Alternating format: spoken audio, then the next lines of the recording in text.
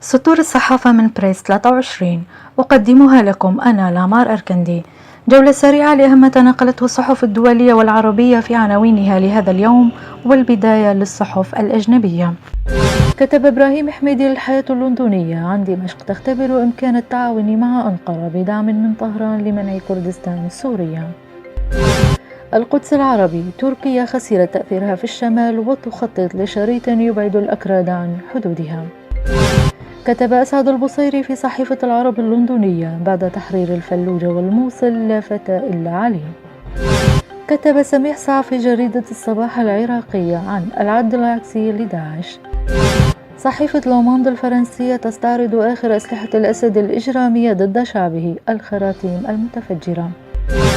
يدعو أحرنوت، جدل بإسرائيل حول دبابة الغنيمة التي منحها بوتين لنتنياهو.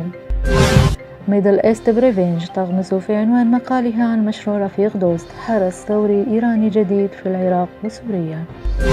الاندبندنت متسائلة، لماذا تطلب الأمم المتحدة من السوريين التوقف عن التدخين؟ نأتي إلى ختام جولتنا من سطور الصحافة من بريس 23. ترقبونا متابعينا الأفاضل في عناوين جديدة تحمل مستجدات ورؤى لآخر الأحداث التي يشهدها العالم. نشكركم على طيب المتابعة. إلى اللقاء.